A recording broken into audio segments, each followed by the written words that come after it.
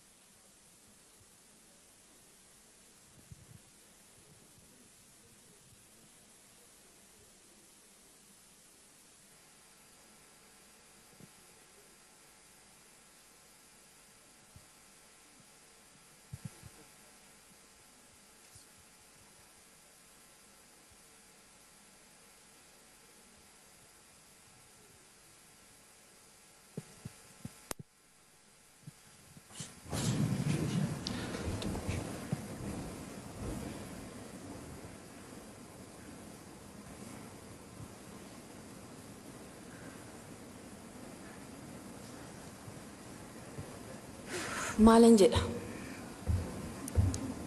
waanan jedhun qabu dubbachuudhaafis hin dandeenye garuu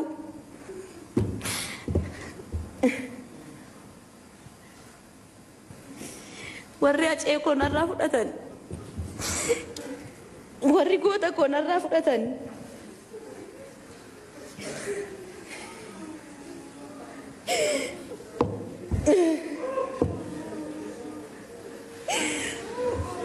warri harka duwwaan hambisani warri ijoollee isaa abbaa malee akka guddatan godhani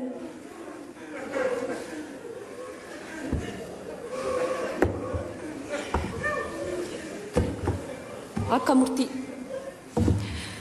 akka isaaniifis duuti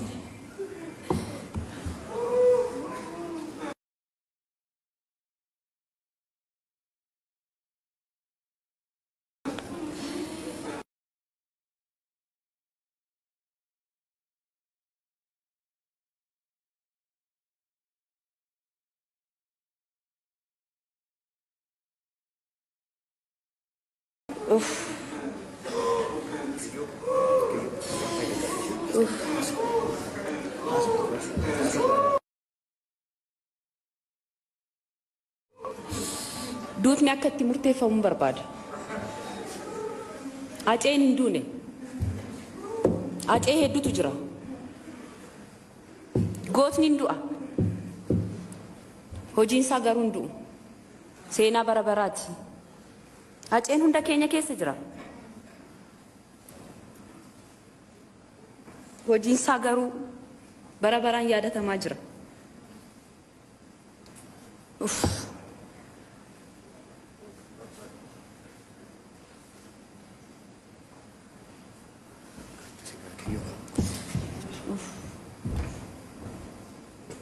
garaan ishii waan dadhabeef haasa'uu hin dandeenye. Goonni keenya abbaan gootaa gara waltajjiitti dhufaatiin jiru አላት ብናጣ ነው እንባ የቀደመ አሁን የጀግናው አርቲስታችን አባት ንግግር ያደርጉልናል። እሺጋ ሰባላ ኢትዮጵያ ዲፈመና ጎዳ አስሜት ኮን ቀባ ነሁት ነን ትኖሽ ታይታ እያ ከናፈን otoo sinna waamtoo nan dhagaa dhiisee deeme iyyaa kanaa dhiifama naa godhaa. Egaa iyyuu Hacaaluu ani abbaadha jedhee waamamu malee Hacaaluun kan saba bal'aati kan koo bichaa miti. Kan koo bichaa miti Hacaaluun kan saba bal'aati. Hacaaluun immoo jagna ijoollummaa isaatii jammaree innaa daa'imummaa isaatii jammaree hima didaadha tola hin jedhu waan garaan isaa barbaade malee. Iyyaa kanaa mucaa koo wanti xinnoo ishee aarsu mucaa koo baalageetu miidhe mucaa koo. Otoo jagnaan otoo miidhamee baay'ee nama gaddisiisu. Mucaa koo baalagee itti bitamanii ganzabaan itti bitaniitu warri humnaan dadhaban ganzabaan itti bitanii mucaa koo balleessanii oomaa miti. Mucaan koo dhala qabaa dhalcheera abbaa ijoollee sadiitii dhala qabaa ijoolleen isaa sun hin guddatti hin dubbatti hin baratti akkumsaa immoo xiiqanyaa taatee akka baatu nan beeka. Maaliif kormi gooranatti beeksisaa jedha Oromoon nama kwaku.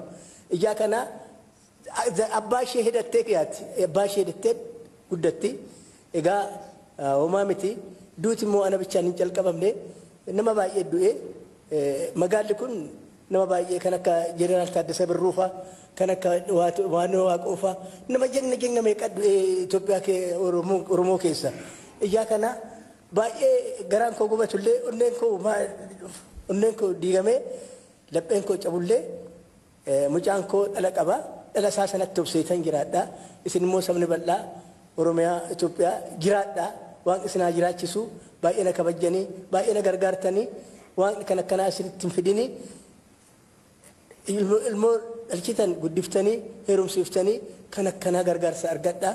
Ilma dhalchitanii ilmi keessan guddatee fuudhee waamicha waammattanii wajjin akka kabaja kan argattan ta'a. Kan akkanaa keessa waan isin taasisin zarii keessan waan kan akkanaa keessan teessisin. Egaa maalan godhaa miti gumaa isaa baasu wanti amma sadaraa jedhu biyyattiin kun seera qabdi. Biyya seera qabdu keessatti duriyyeen nama jeeftee hombadeen nama jeeftee ciisaa jala ciiftee birriidhaan bitamtee duriyyeen nama jeeftee jiraachuun qabdu. Seerri Itoophiyaa kun ani nama waggaa 77 nama waggaa 77 umuriin koo waan hundumaan beeka. Gizee Haatsi Haayile Sillaasee namni yoo nama geesse ennum sana farachiisaniitu ennum sana fannisu gabaa keessatti. Hin fannisu hin du'a. Namni nama geesse maaliif nama geessa namni mataa isaatiin xaarratee jira maaliif nama geessu maaltu fide? Nama geessu maaltu fide? Nama geessuun bee sanyii zarii isaa balleessuudhaaf akka zariin isaa aaree gubatee cinca'ee jiraatu gochuudhaaf. Ijaa kana anammas warra aangoo gubbaa jirtan warra Itoophiyaa bulchitan kana wanti nazaraa jedhu jarri kun atattamaan hojjaan isaanii qoratamee callaan isaa argamee akka mucaa koo xiyyitiin guban ani ijaa waan xiyyitiin nan beeka xiyyitiin ibidda xiyyitiin namni ibidda harkaan qabataa xiyyitiin rukutamnamee namni baba'ee du'a.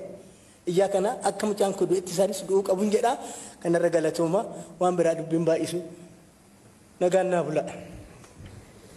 Hacaaluun hin duune na keessas isin keessas Oromiyaa keessas bakka hundumaa jira. Abbaan goota keenya Hacaaluu qofan qabu. Kan akka Hacaaluu hedduu qaba. Hacaaluun sirboota isaa keessatti ijoollee Oromiyaa kooti, ijoollee Itoophiyaa kooti, hundumtuu haadhoo kooti jedha. Haadhoon jecha qaaliidha. Haadhoo jechuun ilma abbaa fi haadha tokkorraa dhalateedha. Kanaaf hundumaa ofitti aansee haadhoo koo jedha. Kanaaf ilma keessan hin dhabne ilmaan baay'ee qabdu. Jajjabaadhaa umriin keessan nuuf haa dheeratu jennaan. Kanatti aansuudhaan hiriyaasaa koodeesaa kan ta'e hiriyaa ijoollummaa wajjin guddatan Engiduu Cimsaa gara waltajjiitti affeerra. በመቀጠል የልብ ወዳጁ አብሮ አደጉን ወንድሙን እንግዱ ጭምሳን ወደ መድረክ ጋብዛለን።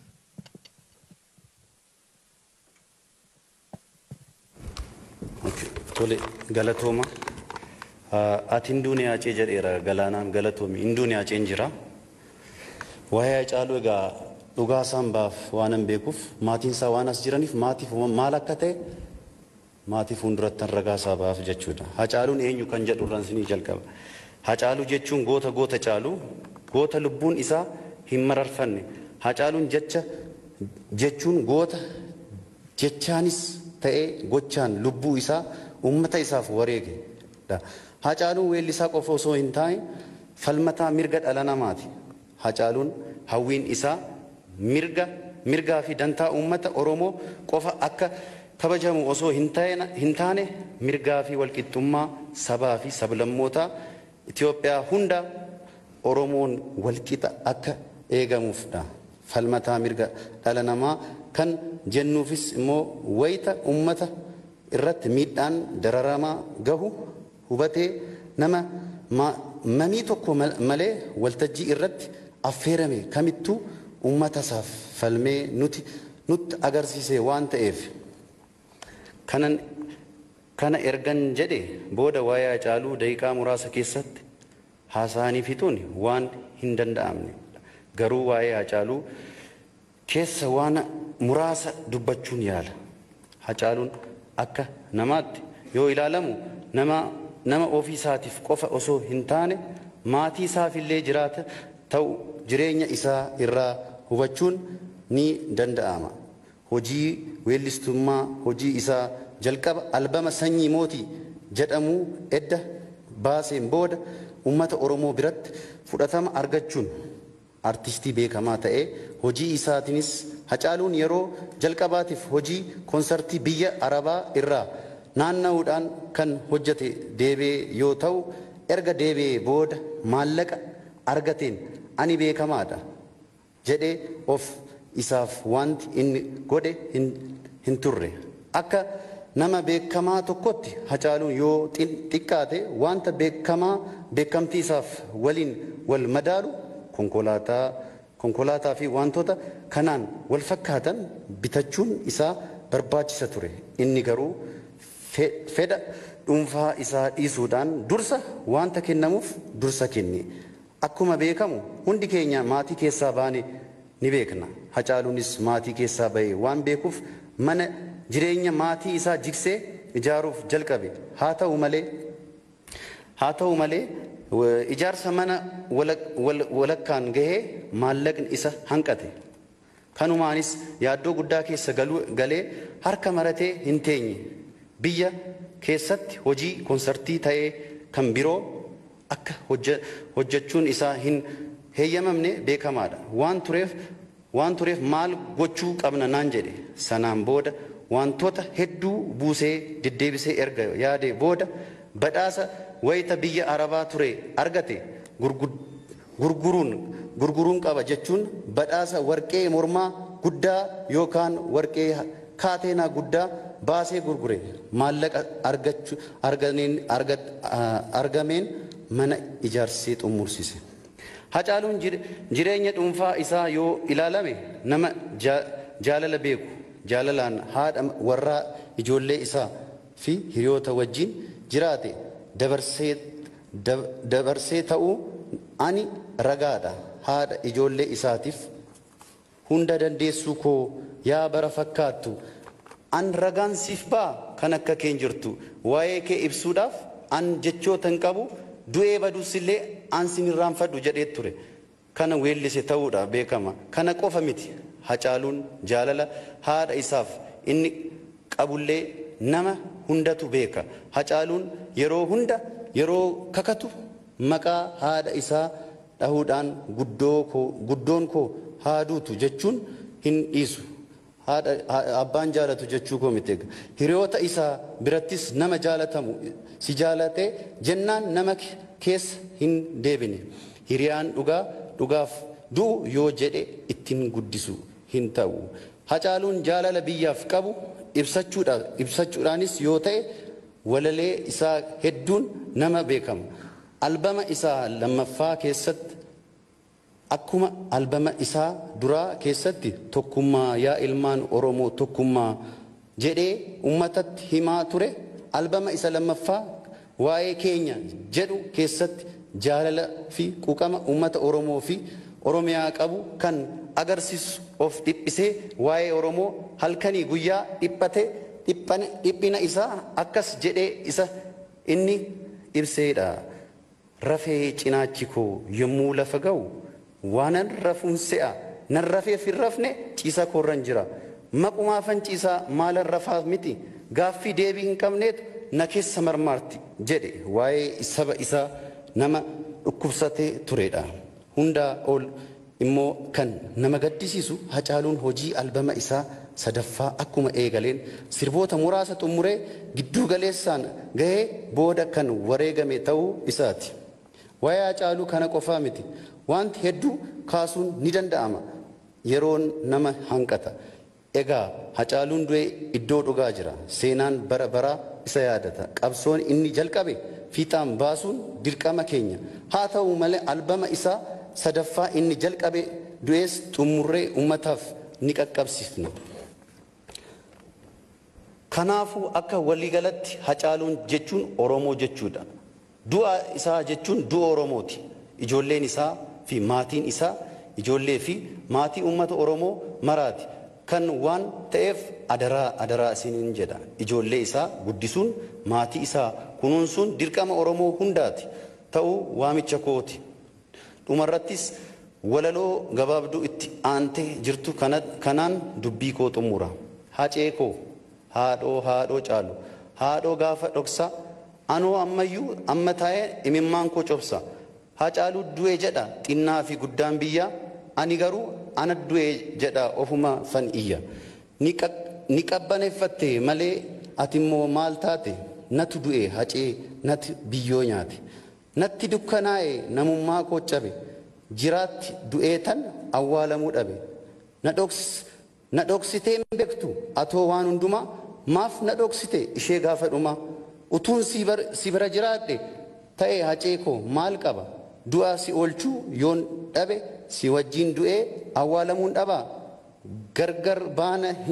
Gargar baanee hin beeknu guyyaa wajjin oollee halkan wajjin bulla. Maaf akkas na goote na hambifte qullaa. Natti dukkanaa'e nan gubadhe hadhee koo dachee ati irra hin jirre natti hin tolu hacee koo. Dachee ati irra hin jirre natti hin tolu hacee koo. Galatooma.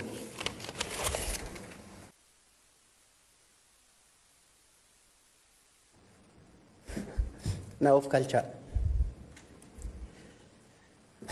Dhuguma waaqaaf lafaan isinitti himaa Hacaaluun ammas du'ee jedhee garaan koo yaaduu hin danda'u. Amma waan naa bilbiluu natti fakkaata. Galoo isa irta kootti waan naan jedhu natti fakkaata garuu of biraa lafoon isaa dhabus akkana keessa jiru beeka.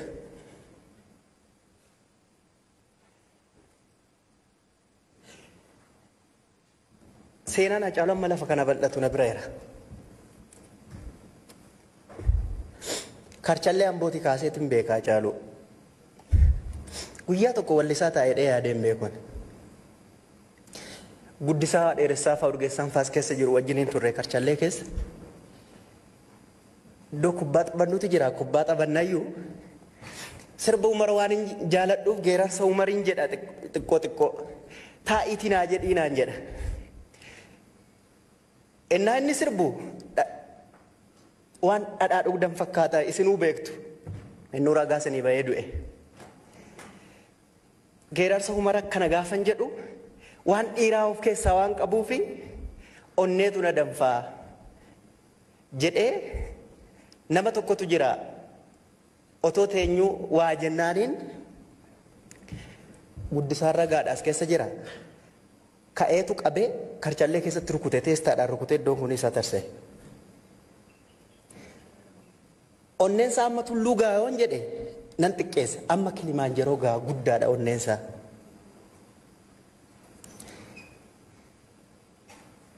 Akka dhiiraatti akka of hin lakkoofne nu godha jechuudha dhiirummaan Hacaaluun qabu. Hacaaluun akka gootummaa isaatiif Hacaaluutu du'ee anutu as dhaabatee hawaasaa dubbata otoo hin taane nuyiif wabii ta'a jenneetu otoo silaa onneen du'a nama oolchite Hacaaluutu du'a oola. Seenaa koof seenaa Hacaaluu keessaa lama isinitti hima. Kiyyaanis ragaadha. Gaafa ani muuziqaa hojjechuudhaaf biyya kana dhufu Finfinnee dhufu homaan beekun ture. Urgeessaa faana dhufeen Hacaaluu bira dhaqee Taammiraa bira na geesse.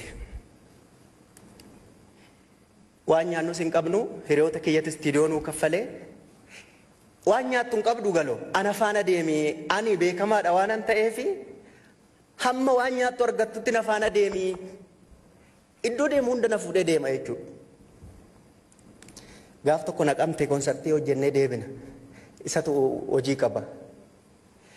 konkolaataa akka ingiduu nama jedhe dhugaadha takka ofiisaaf jiraatee hin beeku. Konkolaataa kireeffateetu DXdhaan deema. Homaan sodaatu halkan kaane achi halkan walakkaadhaan kaaneet gudar gaafa geenyu naannoo sa'a 8ti. Galoo ijji lafa na arguuna dhabdee duubatti darbiinaan jedhe. Maal yennaan yoo wallaan layyaa buune ati hinaaftaa. Yoo konkolaataa kanaan kufnee duune ati hinaaftaa ati duuba taa'inaan jedhe.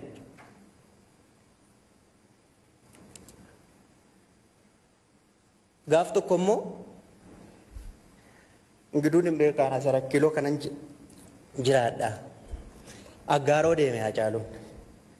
Aggaaroo deemeeti ani faana hin deemne. Mi'a naa dhufu jira isan fudhadhaa har'an deemu waceeneedhiin hafee jechuudha.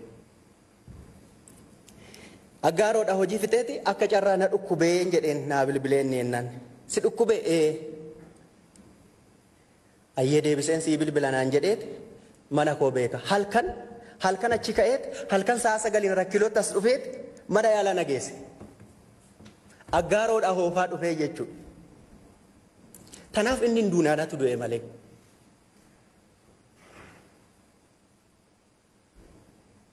Gaafa akka bineensaa olii gadee ari'atamnu magaalaa kanatti anaaf Hacaaluu wajjin deemna turre.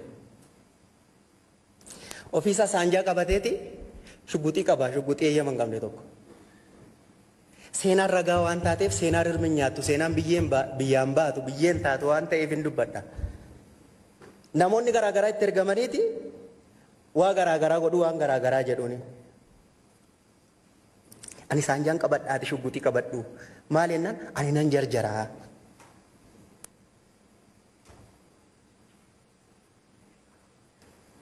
Anaaf hiriyaa Hacaaluun nama shugguxiitti nama amanudha jechuudha. Shugguxii isaatti ana amana jechuudha. Dhuguma waaqa Hacaaluun anaaf du'ee wabii ta'a. Anatu isa dura du'a jedhee yaada malee akka onnee Hacaaluutti akka beekumsa Hacaaluutti akka dandeettii Hacaaluutti anatu du'a Hacaaluus dhaabatee hima jedhee yaadee hin beeku. Waa tokkoon isinitti himu. Dhiyoo kana na beellamee laaqana wajjin nyaanne. Yee gurbaa jedhee maal qabdaa jedhee na gaafate. Kana faan qabaan jedheen. Maqaa keetiin jiraanaan jedhee du'aadhaati lama duute. Ilmoon kee maaliin guddatti maaliif haadha manaa keetiin hin goone? Aniifati lubbuu qabna jenneetu jettee amantaa jedhe. Yeroo hunda kan na gubu beekateera Hacaaluun. Lubbuun kee hin jira jettee yaadiini. Lakki hacimaa akkana jettan durin sodaanne amma sodaadhe naan jedhe. Akka baalageen itti hixattu beekeera jechuudha. Waa tokko qofa waadaa gala. Hacaaluun akka namni du'utti hin duune. Ilmi namaa hin dhalataa hin du'a. Namuu hin du'a. Namni garuu kan jiraatu gaafa dhalate otoo hin taane gaafa seenaa hojjete. Bu'aa jiraachuu otoo hin taane dhiigas boonyaa Hacaaluun fennu waan ta'eef seenaa Hacaaluu akka hin dabne akka hin sharafamne. Seenaa Hacaaluu akka warqee bocametti mormatti kaawwannee kaayyoo inni du'eefif seenaa isaa dagaagsuudhaan gumaa isaa baasa. Waanaan har'a dubbachuu wallaalellee boru gochuu nan beeka waan ta'eef bu'aa nafnu gumaan Hacaaluu badees hin badu bu'aa si nafnu na of kalcha.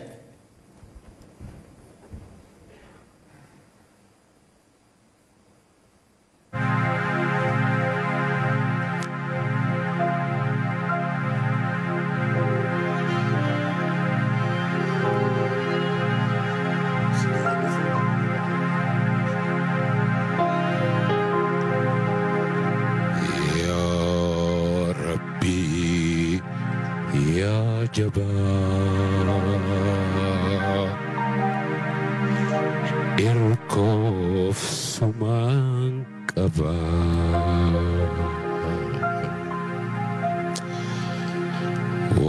Waaqayyo yaa jabaa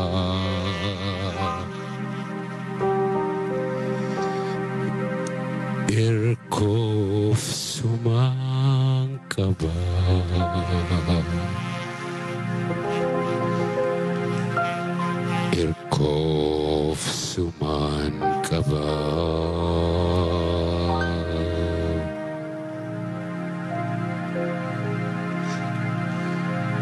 Irkoo fi barkoo ani sumaan qaba.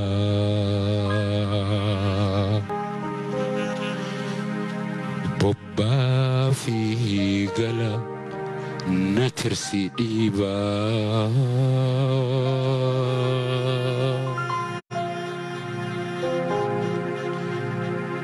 Rahmata kee jala na qubachiisi.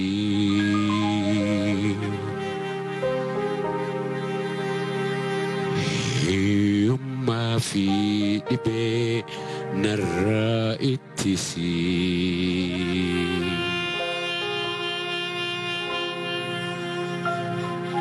Aanaa fi aantii naaf ta'i dagalee.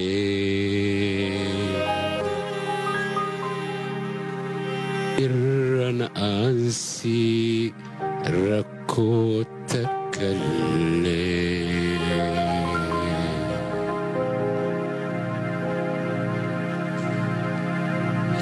Yaa Rabbi yaa Jabaa.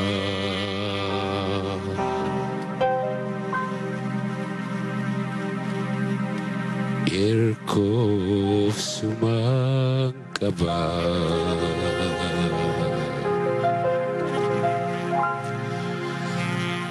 Badiin too hedduu toltuu hin himadhu.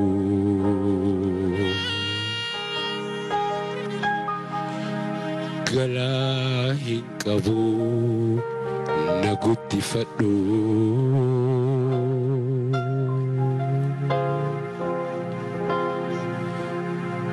Qananii teetirraa qooda naaf qabi.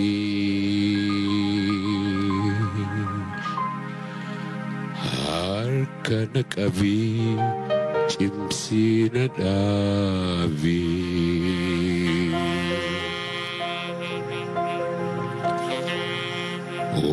Waaqayyo yaa Jabaa. Irkoof sumaan qaba.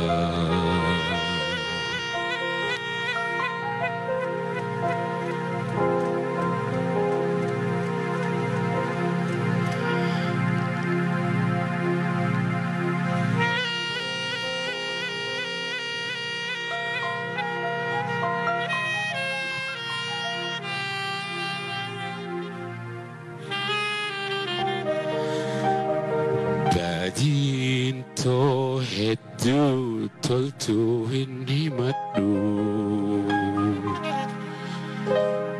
Galaa hin qabu na guddifadhu.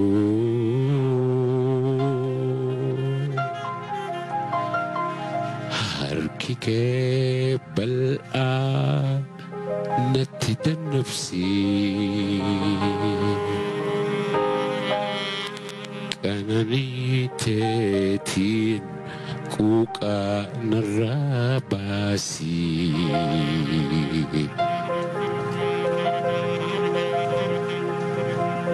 Yaa Rabbi yaa Jabaa.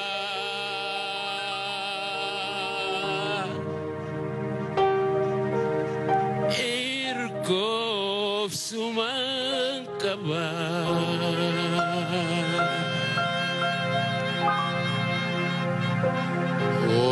Waaqayyo yaa Jabaa.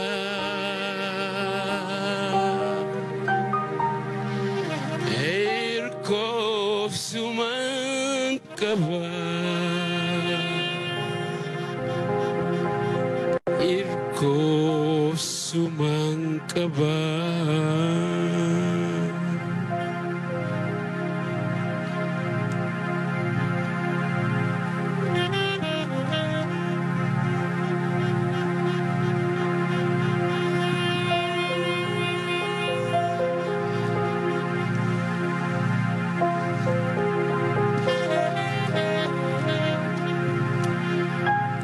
goota keenya obboleessa keenya goota ummata Oromoo Itoophiyaafis addunyaadhaafis